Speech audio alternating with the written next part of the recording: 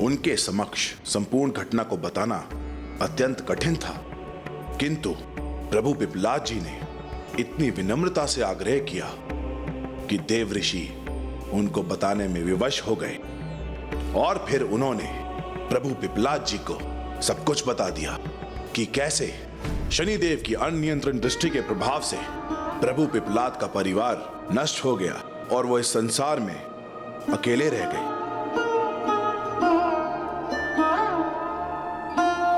ऋषिवर, ऋषिवर,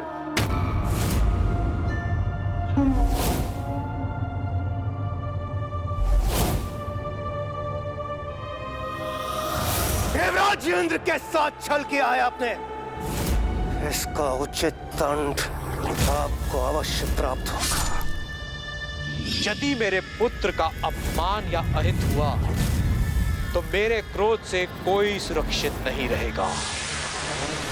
ऋषि के क्रोध से उत्पन्न उस असुर के वध के लिए हमें एक ऋषि की अस्थियों से निर्मित अस्त्र की ही आवश्यकता है, और एक ऐसे अस्त्र के निर्माण के लिए हमें केवल ऋषि दधीची की ही अस्थियों की आवश्यकता होगी।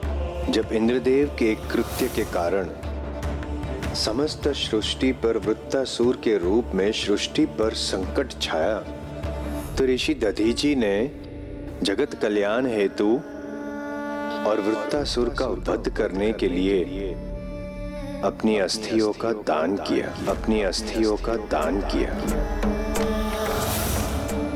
यदि आपने मेरी सहायता नहीं की और अपनी अस्थियों का ध्यान नहीं दिया तो मेरे कारण इस समस्त सृष्टि का विनाश हो जाए। उनके इस महादान के कारण ही आज समस्त सृष्टि अपने स्थान पर स्थिर है। और माता सुवर्चा, आपकी माता ने अपने स्वामी के वियोग में अपने प्राण त्याग दिए।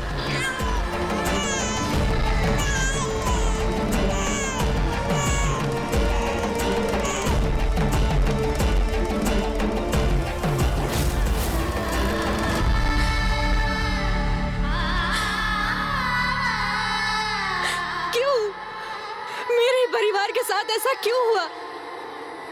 क्यों मेरे पिता को अपनी अस्थियों का दान, मेरी माता को अपने प्राण त्यागने के लिए विवश होना पड़ा? नारायण नारायण, जो कुछ भी हुआ शनि दृष्टि के कारण हुआ,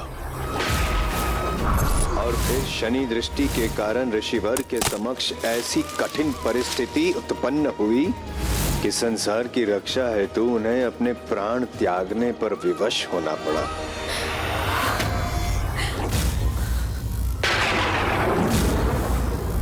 कहीं इस घटना को विस्तार से सुनाकर मैंने कोई भूल तो नहीं कर दी? जो कुछ भी हुआ शनि दृष्टि के कारण।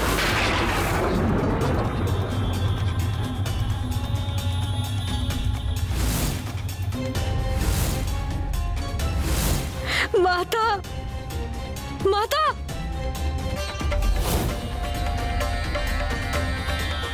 ये कैसा अनर्थ कर दिया मैंने?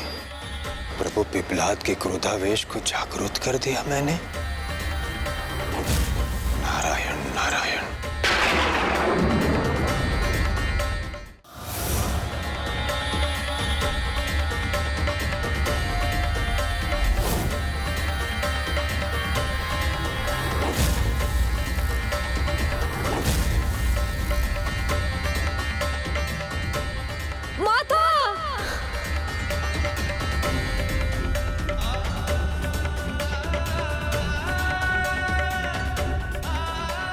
पुत्र,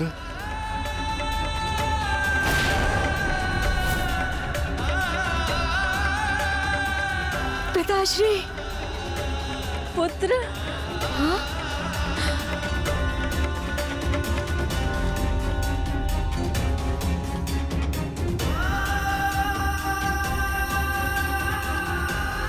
माता,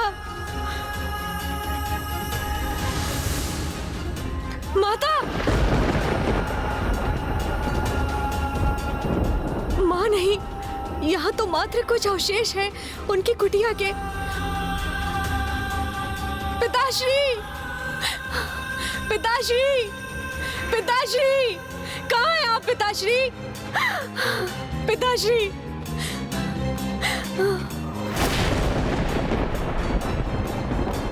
पिताश्री वो भी नहीं है यहाँ, मात्र उनकी चरण पादुकाएं हैं यहाँ।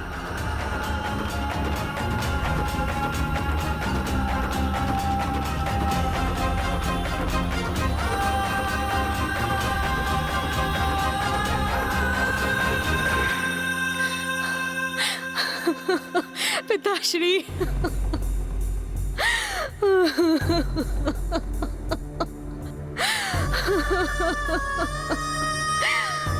पिताश्री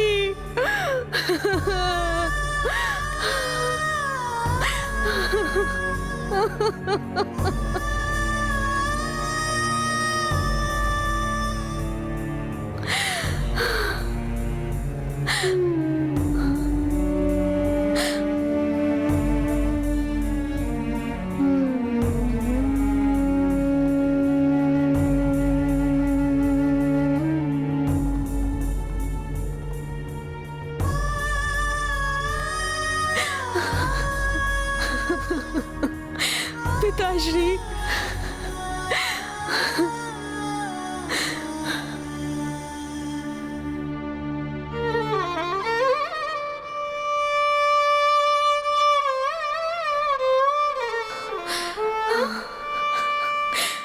प्रणाम पिताश्री।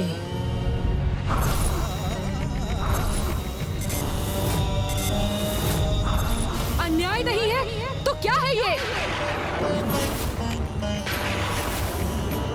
अन्याय किया है शनिदेव ने मेरे साथ और उन्हें इस अन्याय का दंड अवश्य प्राप्त होगा।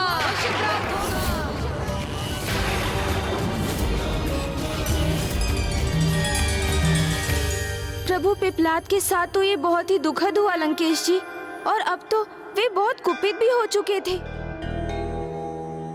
लंकेश जी जल ग्रहण कीजिए।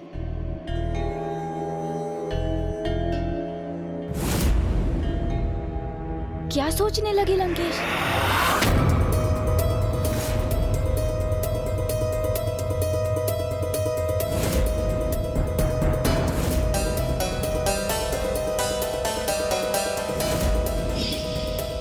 मैं तो इस संपूर्ण यात्रा में निरंतर इस कलश से जल ग्रहण करता रहा हूं, किंतु तब भी अभी तक इसमें जल शेष है। कहीं उसके पीछे गणेश जी का कोई परोक्ष प्रयोजन तो नहीं?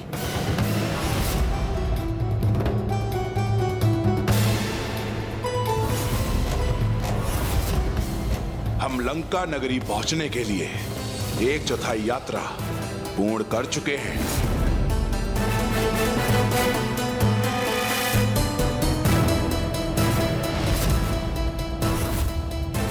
इस यात्रा में हमने सर्वप्रथम वन पार किया, फिर पर्वत, और अब तीव्र धूप में हम ये मरुस्थल भी पार करने वाले हैं। इस समूचे समय में आप मुझे इस कलश से जल प्रदान करते रहे, फिर क्या कारण है जो अभी भी इसमें जल शेष है?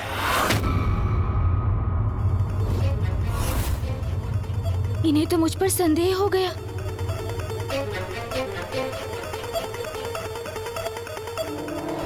मुझे बताइए गौरी पुत्र, ये कैसे संभव है?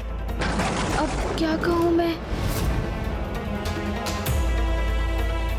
इसमें आपका क्या गुप्त प्रयोजन हित है? इसके पीछे क्या आशय है आपका?